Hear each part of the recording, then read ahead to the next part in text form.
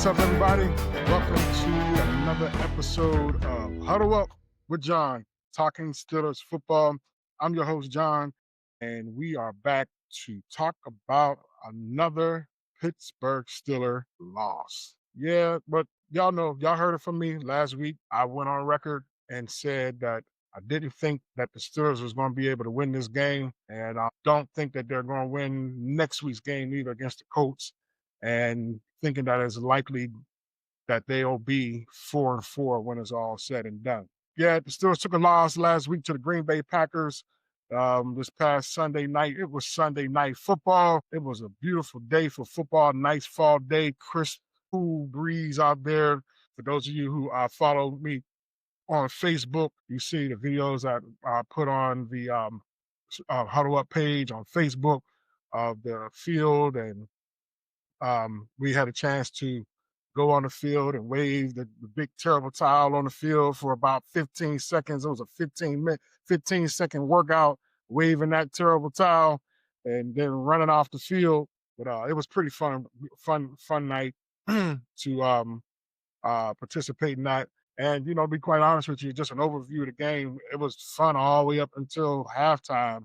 But after halftime, it just went right downhill. So let's talk sort of football. Let's recap what happened in the game. So again, this was a big game for Aaron Rodgers.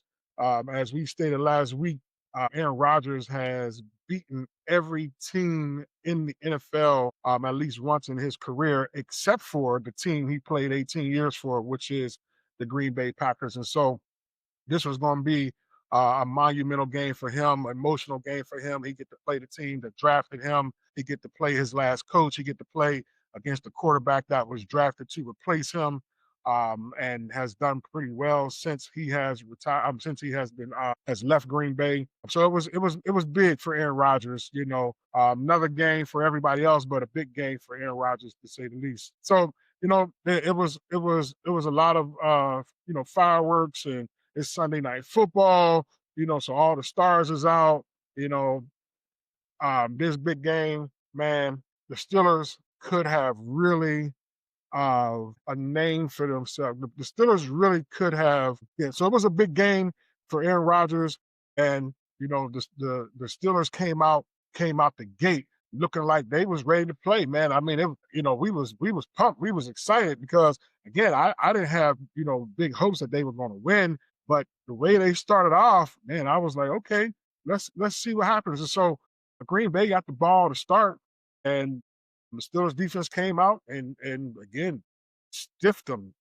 Drive. They had a couple plays on their first drive. Green Bay, and the Steelers eventually made them punt. Steelers get the ball, driving down the field, and they got all the way down the field. Then the drive kind of stalled, and they was able to kick a 56-yard field goal by the Wizard of Oz. Man, I'm telling you, that dude is the best kicker in the NFL. Chris Boswell. By the way, Chris Boswell is the player of the game. He is my player of the game. Kicked the 56-yard field goal. It was 3-0. Then they traded, a couple series, go back and forth. Green Bay then gets the ball, and they start killing the Steelers defense early with passes that were in the flats. If y'all remember last week, Cincinnati was killing the Steelers with slants. Well, the Packers came out and was hitting flats, and they was not only hitting flats, but they was running a lot of screens. If you heard me last week, talked about this. Green Bay is known for being a screen team, have been for years. I went back and watched tape 3 years ago when Steelers played them at home, and had played Green Bay at home. They ended up beating them with Kenny Pickett, but the Packers ran a lot of screen passes. And then 3 years before that, Pittsburgh went to Green Bay when Ben Roethlisberger against Aaron Rodgers, and they ran a lot of screenplays. So they're known for screenplays. I was thoroughly disappointed that the Steelers defense wasn't ready for that and didn't defend it better, knowing that this is what they do.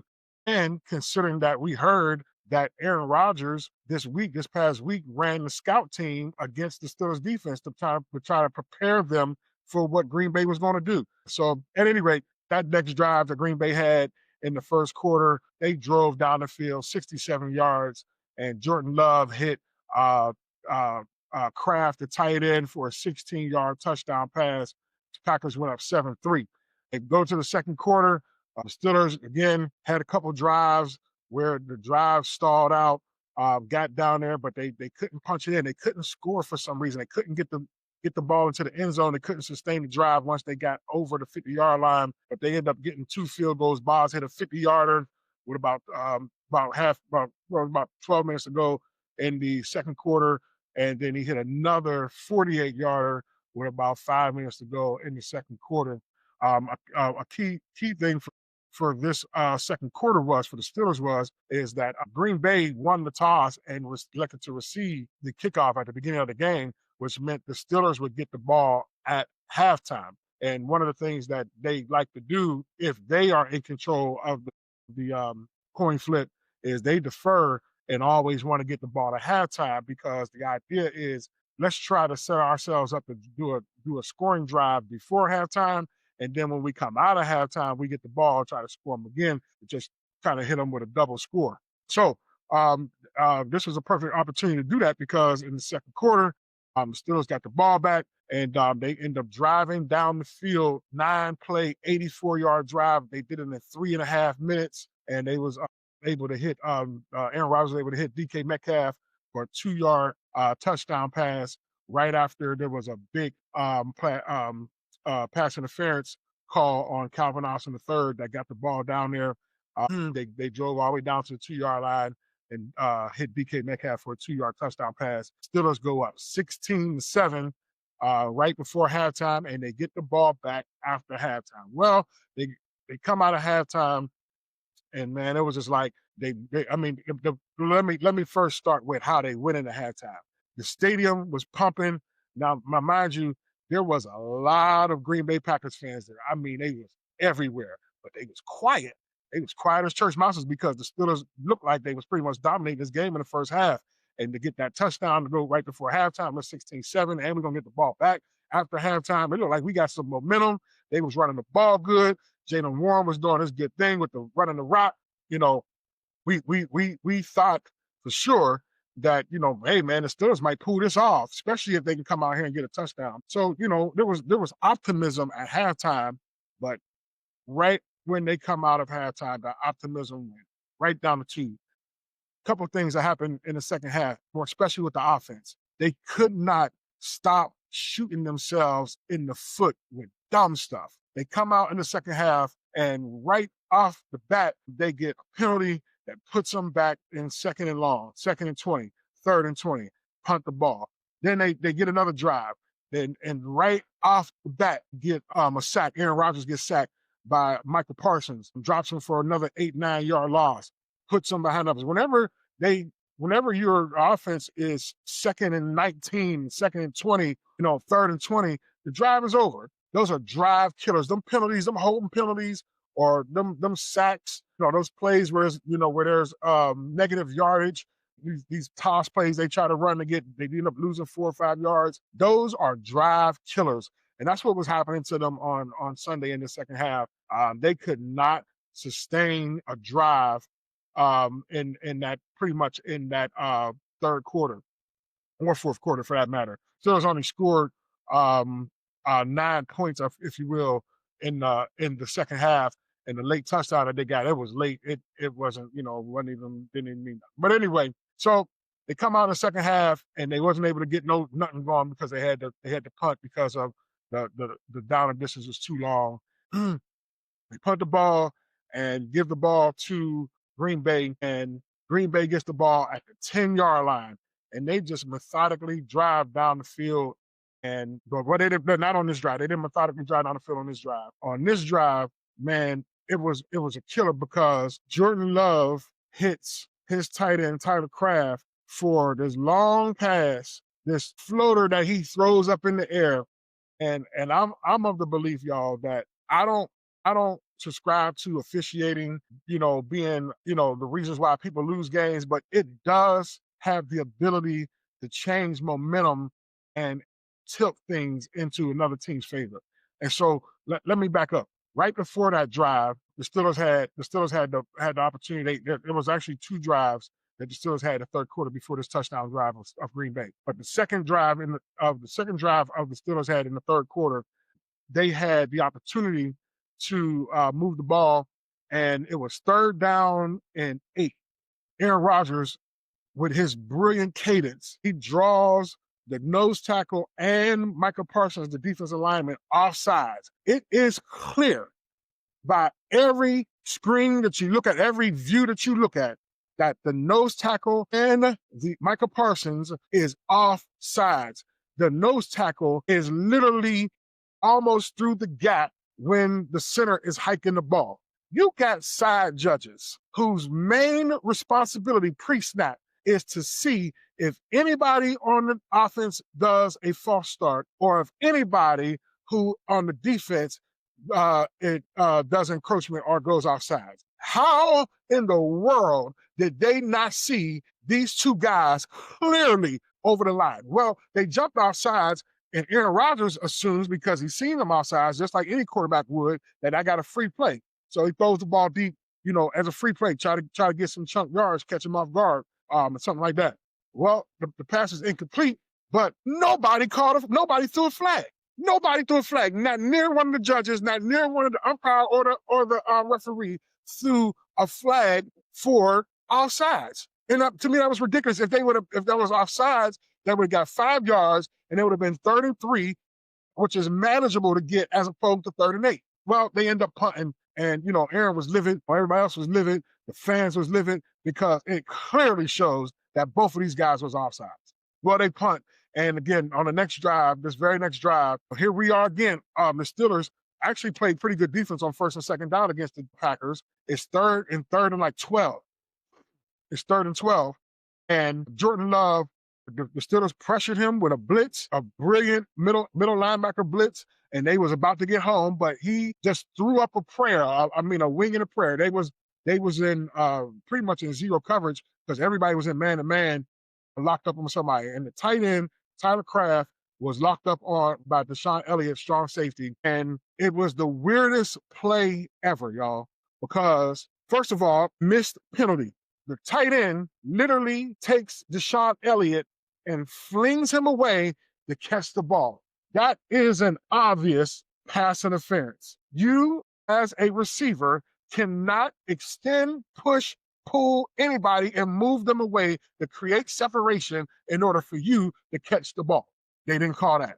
Well, he catches the ball, this floater that Jordan Love throws up a wing and a prayer, catches the ball, starts taking off downfield. Juan Thornhill, the other safety, he's getting ready to tackle him. Here come another penalty that was missed. The tight end literally grabs Thornhill's face mask and shoves him to the side, and they didn't call a face mask on him, which frees him to run some more. But Deshaun Elliott ends up catching up to him, catches him, gets ready to pull him down, and the tight end falls on Elliott's leg, and they say he has a hyperextended knee. So he got hurt, and from what we're learning now, he may be out for a significant amount of time.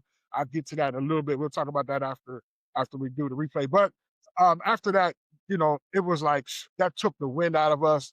We was getting ready to hold them. We was getting ready to get them to punt again so the offense can get back on the field and, try to do something else. But instead, now we got a field flipping play, long pass, a field flipping play that eventually turned into a touchdown pass from Jordan Love to his running back Williams for 8-yard touchdown pass down the left sideline. The score then is 16-14. The Steelers get the ball back in the third quarter. They drive again, but the drive stalls out, and they had to kick a 56-yard field goal. Again, Boz, 2 56-yard field goals in the same game. Just that dude's, I'm telling you, he's automatic. He's the best kicker in the league. No questions asked. Boz is the best kicker in the league. So he kicks a field goal. Now the score is 19-14 Steelers. And from there, it just went all downhill. Fourth quarter, start the fourth quarter. Well, at the end of the third quarter, Green Bay was driving. They drive down the field 78 yards. Josh Jacobs runs it in for a 3-yard touchdown. Packers go up 22-19. Excuse me. Then they get the ball again. The Steelers go 3 and out. They get the ball back. They drive down the field. This time it's a short field, about 45 yards. Tyler Kraft, who was just tearing the secondary up, man. He was, I mean, nobody could watch this tight end. It was unbelievable how they could not stop this guy. But he hits Jordan Love hits him for a 24-yard touchdown pass. He was locked up one-on-one with safety Chuck Clark, and he just outran him. I mean, this big tight end outruns your safety Chuck Clark or on a slant across the field, all the way across the field, scores a 24-yard touchdown. Green Bay goes up 29-19. And at that point, it was like, yeah, it's a done deal. It's a wrap. I don't see the Steelers coming back from this. They had some turnovers. Kenneth Gainwell fumbled the ball when they was trying to drive. Green Bay hit a couple field goals at the end of the game. They got 2 more field goals that gave them like a 35-19 lead. And the Steelers did towards the end of the game did a little drive, the touchdown drive, where Aaron Rodgers hit Roman Wilson with a nice touchdown pass in the end zone. But the 2-point conversion failed. He hit Jonnu Smith right in his hands for a 2-point conversion, and he dropped it. I mean, he was mad. Everybody was mad. By that time, the game was over. It was 35-25. They needed that 2-point conversion to make it a one-score game to try to score another touchdown and a 2-point conversion to tie up the game. But because they didn't get the first 2-point conversion, that made it still a 2-score game, 35-25, and that really ends up being the final score. So, yep, Steelers lost to the Packers 35-25. And, again, the story of the game was just the defense. Once again, the defense looked terrible. They look terrible. And here we are 2 weeks in a row where this defense has given up over 30 points and over 400 yards worth of offense to the opposing team. This is the defense that they have spent $160 million on, the most expensive defense in the NFL. This is the defense that they traded their all-pro safety, Minka Fitzpatrick, to get Jalen Ramsey. They gave $10 million to a 34-year-old quarterback, Darius Slay. They spent a first-round draft pick on defensive tackle Derek Harmon. They gave Cam Hayward, a 35-year-old defensive tackle, something that they never do. They gave him a little bit more money and an extension to keep him around. They gave T.J. Watt, who arguably they say was the best defender to play the game. They gave him a $41 million a year extension on a contract. They have spent a lot of money on this defense, and this defense has been horrible all year long. They've been horrible. They've given up 30 points 4 times this year. In 7 of the 8 games that they've played this year, they've given up over 300 yards in total offense to the opposing team. This defense has been terrible. And, the sad thing about it is when you hear the captain of the team, the captain of the defense, Cam Hayward, gets in an interview and he says, it don't seem like they have any fight. How do you all have all this money in your bank account, but you go out here to do your job? You ain't got no fight to do it? Come on, man, make it make sense. I'll make it make sense. The problem is the defense ain't buying in. That's the problem. That's the problem. The defense is not buying in to the scheme, to the coaching, and to the head coach. And the head coach even admitted it. He admitted it. He said he agrees with Cam that they did not have any fight. Well, you know why they don't got no fight? Because they don't believe in the scheme that you putting them in. The scheme is antiquated. The scheme is basic. The scheme does not work. Cover 2, Tampa 2, whatever the heck you want to call it. It may have worked in the 1990s with the Tampa Bay Buccaneers, but it does not work now. Mike Tomlin, let it go. L-I-G it, bro. Let it go. It does not work. The way they employ their current personnel, and they're making them do things that they don't really have a skill set to do. They are putting them in positions to fail. When you are telling guys, play my scheme, even if you playing my scheme doesn't allow you to be at your best, you are hurting the player and you're hurting your team. That is stubborn arrogance that a coach should never have. And we know he's like that because if anybody who's watched Ben Roethlisberger's podcasting, you can look on YouTube. It's called Footballing with Ben Roethlisberger. But he got a lot of episodes. If you go back 2 years ago, Ben, when he first started doing his podcast, he had James Harrison on his show. And one of the things that he asked James Harrison was, he said, hey, man, at the end of your career, that last season, you had a chance to go and play for New England. I even went to the Super Bowl with New England. So you've played with 2 legendary coaches. You played with 3 legendary coaches. You played with Bill Belichick. You played with Mike Tomlin. and you played with Bill Cowher. He said, between Tomlin and Belichick, like he said, give me, like who was the best? Give me some differences. Harrison wasn't going to bite that. Wasn't going to take the bait. He didn't say Tomlin or Belichick was best. What he did say though was very telling, and it was very important that you don't miss it. And if y'all don't believe me, go back and watch Ben Roethlisberger's show on YouTube when he had James Harrison on the first time. He's been on there twice. The first time he was on there. Well, here's what he said. He said, when I went to New England, Belichick's philosophy on how to play defense and offense is centered around utilizing the strengths of his personnel. He said, when I got there, he said, I was able to be successful because he already had plays designed for me and to take advantage of my strengths. He said, that's why I was able to get a couple of sacks in the playoffs, and James Harrison got a sack in the Super Bowl when he didn't really lost the Super Bowl. He said, but that was because he had a scheme that was adaptable and allowed him and his skill set to be featured in it. He said, Mike Tomlin's different. They pretty much run a tight ship, and they pretty much say, this is our scheme. You're going to run it no matter what. He said a perfect example of that is that year that he left the Steelers, they had just drafted T.J. Watt. Well, they had T.J. Watt on the opposite side of what he plays now. Now T.J. Watt plays left outside linebacker, but when he was drafted, they had him playing right outside linebacker because they assume that he was going to take James Harrison's place as that dominant right outside linebacker.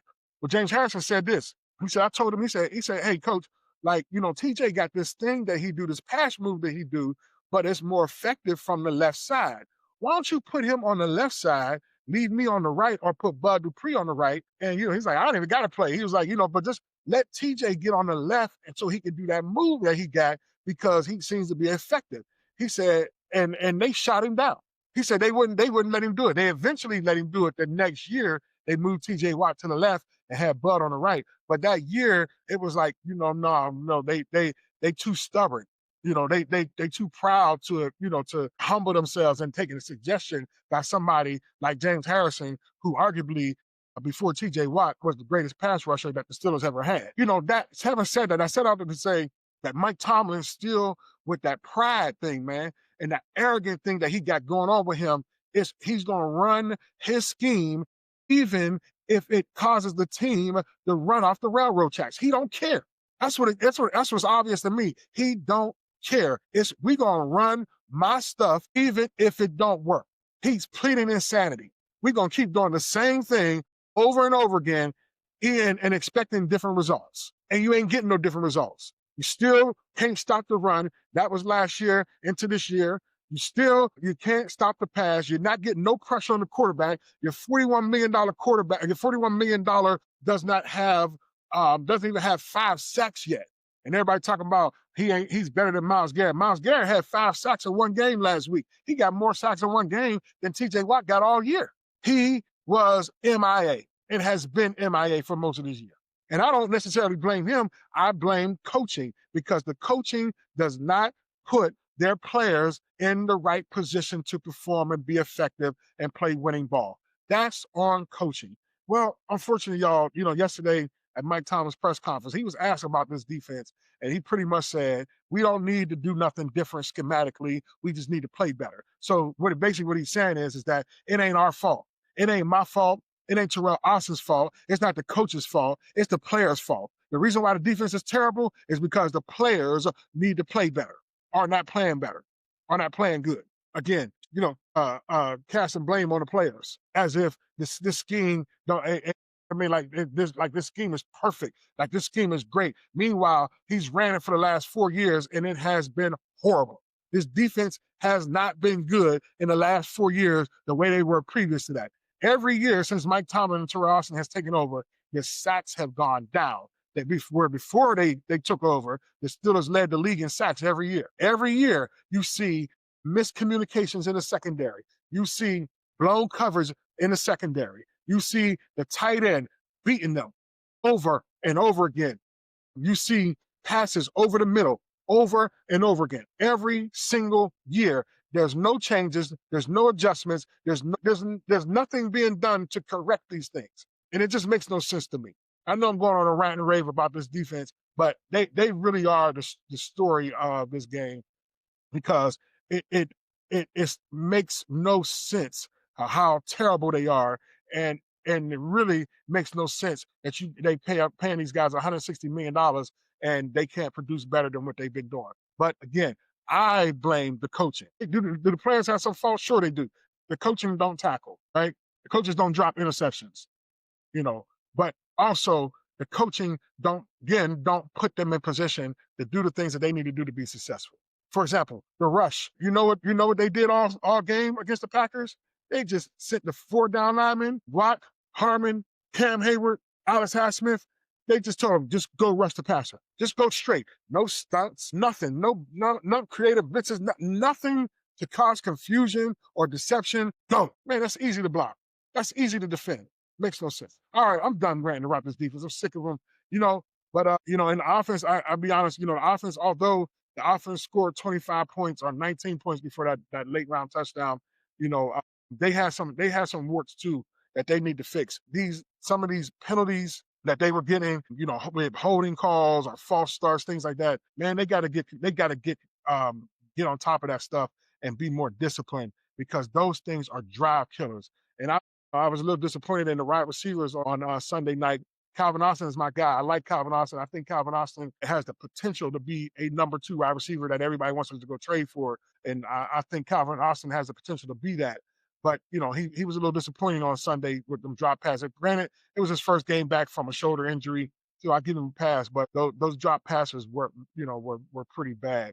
And then DK Metcalf, man, he's been dropping a couple passes as well. But, I was really disappointed in him. He lost his head on Sunday, and he cost the Steelers greatly when he let the linebacker from the Packers bait him into doing something that caused him, I think, to get an unnecessary reference call where he literally was poking the guy in the eye and then pulled his face mask and got called for, unnecessary roughness. You can't lose your calm like that. You can't lose your head like that, man. That 15 yards killed that drive. So I was disappointed in them too as well. Then, hats off to Jalen Warren. He ran the ball pretty good. Again, what really disappointed me with the offense was, and the offensive coordinator, who has been doing a great job, by the way, but in the second half, they stopped running the ball. I'm like, what the heck are y'all doing? You got the lead. Run the ball. Your running back is averaging almost 5 yards a carry, and the other running back was averaging 6 yards a carry. Run the freaking ball. They come out and want to pass the ball all over the field. I'm like, what are you doing? You have a lead. You run the ball and you give your defense a chance to rest. You give your defense a chance to recoup. You do not come out and go throw 3 passes, go 3 and out, put the defense on the field. Then they get a long drive, come back out. You go passing again, get a 3 and out, put the defense back on the field. That's how defenses get worn out. There's no complementary football. So I was disappointed with Arthur Smith, the offensive coordinator, with the second half play calling. Only one run play for Jalen Warren made absolutely no sense when he was toting that rock for almost 5 yards of carry in the first half with a longer 17 yards. And so, yeah, the offense, they got some work to do as well. They had a big injury. As I say, Amalo, the left guard, he got hurt, hurt his pec. From what Mike Thomas said, that he may be out for a little bit. Some other injuries to note. Again, that told you earlier, Deshaun Elliott, they said he hyperextended his knee. Yesterday, the Steelers put him on IR. And I think it was a short-term one because now you can either be on IR for a whole year or you can be on IR for a short term for 4 weeks. So they put him on IR, but they did make some big moves, and I'll talk about that in a little bit. The other injury to note was they had their defensive lineman, Daniel Ikala. He's been the nose tackle backing up Benton. He literally tore his ACL, so he's out for the year. Yeah, that the high. I gave you my highs, I gave you my lows. The lows is that defense, man. They stunk up the joint. The lows also was the offensive coordinator and the offense. The second half of the offense, just bad play calling and not playing complementary football that maybe could have helped the defense out a little bit. The highs again was Jalen Warren, and my player of the game was the Boz, man. The Boz, man, that dude, again, like I said, he is the best kicker in the NFL, and it's possible he could go down as being one of the greatest kickers to ever play a game. Boz nailed 4 field goals, 2 56-yarders, a 50-yarder, and a 48-yarder, to really help the team out. But, when you're playing, as everybody has said, when you're playing good teams, you got to score touchdowns. You can't depend on field goals. You need to score touchdowns, and touchdowns will put teams away, especially when you're driving the ball pretty good. So, all right. So that's a recap of that Steelers Packers game. We're gonna close the book on that and let that go. The Steelers are 4-3, and this week they got another home game against the Indianapolis Colts, who arguably may be the best team in the NFL. Man, Jonathan Taylor is that dude. I don't know who's better. Is it him or Saquon Barkley as being the best running back in the league? They're both great. But yeah, they're running into Acrisure on Sunday. That the Colts offense is led by him, Jonathan Taylor. It's all him. But they do got Daniel Jones, man, journeyman quarterback who used to play for the Giants. Last year he played for the Minnesota Vikings, and he signed with the Colts to compete with Anthony Richardson to be their starting quarterback, and he beat him out. He beat the rookie out. I mean, not a rookie. He beat the young guy out to be the starting quarterback of the Colts, and I'm sure they're glad that he did because he's been producing. He's been pretty good. They got some big wide receivers. Alec Pierce, big tall wide receiver, man. That dude's like 6'4". Michael Pittman, another big tall wide receiver. They got two big dudes. Alec Pierce is from Cincinnati. Michael Pittman, Michael Pittman Jr. Really good wide receiver. The offense is a threat to the Steelers, just like Green Bay was, and other teams with the Bengals, other teams that we play. So Steelers defense, they better get together. They better get it together. They did better stopping the run on this past Sunday against Josh Jacobs, which I was surprised because Josh Jacobs is that dude. He's a good running back. But they did a pretty good job stopping the run. They just couldn't stop the pass. They couldn't stop them flats. They couldn't stop the tight end. The Packers went after what they knew was a weakness on the Steelers defense, and they exploited it badly. But the Colts, I'm sure they're going to do what they do. They're going to operate according to their identity, which is running the ball. Why not? They got arguably the best running back in the NFL. They got arguably one of the best offensive lines in the NFL, and they're playing against a team that's 30th in defense. Steelers are two from the basement in defense, and that's terrible. I can't remember the last time the Steelers was ranked that low. Defense, really? That's crazy, man. Anyway, yeah, Colts coming in here. It's gonna be a stiff test for the Steelers. Again, I'm not predicting them to win. I don't think that they're gonna be able to stop that Colts defense. That Colts offense with Jonathan Taylor and Daniel Jones. I just don't see it.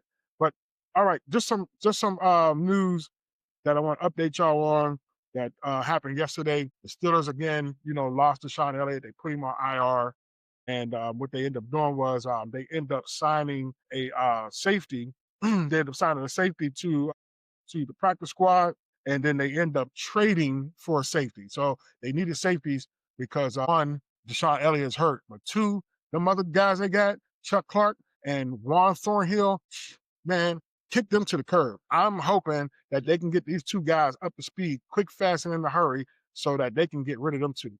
Let them two guys go. The dude that they put on their practice squad, his safety's name is Derek Foster. He's 26-year-old safety. He was drafted by the Washington Commanders, so they put him on the practice squad, hoping to get him up to speed. And then yesterday, right after Mike Tomlin's press conference, they made a trade for a safety from New England Patriots, and he's actually pretty good, Kyle Duggar. But they said he didn't fit. He didn't fit Mike Vrabel's scheme, so he didn't play a lot in New England. But he had a nice contract. He was signed to a big contract because he has been a producer. From what I read about him, he is a thumper. He plays the run really well. Actually, him and Jabril Peppers, who we have, were the starting safeties for New England last year. Who knows? This Sunday, them two might be the starting safeties for the Pittsburgh Steelers. And from what I read about them, Bill Peppers played more of the free safety spot where he roamed the field, the middle of the field, and kind of made plays or whatever. And Duggar was the one who played in the box, sort of like Deshaun Elliott, because he's good at stopping the run. So, those are some transactions that the Steelers made on yesterday, and hopefully it helps the defense. They did also work out Marquez Vanderling Scales or something like that. I can't never remember that guy's name. He's a wide receiver that used to play for the Green Bay Packers with Aaron Rodgers. He was recently with the 49ers. Actually, he had a choice between the Steelers and the 49ers. He ended up signing with the 49ers, but didn't get no run there. So they ended up releasing him, and he came to Pittsburgh to work out on Monday. And for what we heard is that he is going to sign with the Steelers, just not this week. He's going to sign next week due to some, I guess, some complications with travel or something like that. So he'll be with the Steelers next week. And so they add up, one of Rodgers' friends. He's like 6'4", pretty fast dude, all real speedy guy. He did play for the Chiefs as well. Real speed wide receiver, sort of like DK a little bit, but just not as big as DK. But big 6'3", 6'4", runs fast, 4.4 speed, things like that. So we'll see. We'll see how he fits in. Um, I don't know who they're gonna get rid of in order to, make space for him, or if he's gonna be able to carve out a role. Because I mean, again, you got Calvin Austin and then Roman Wilson is coming on. I mean, he had a pretty good game on Sunday. So I don't know. We'll see. We'll see how they deploy him. But yeah, I don't have any much else to say about the Steelers. Again, I hope that the ownership steps in and knocks Tomlin down a notch. Man, he has to be humbled because obviously losing doesn't humble him. Losing doesn't humble him, nor does his defense looking as terrible as they are humble him. It's obvious he's not humbled at all.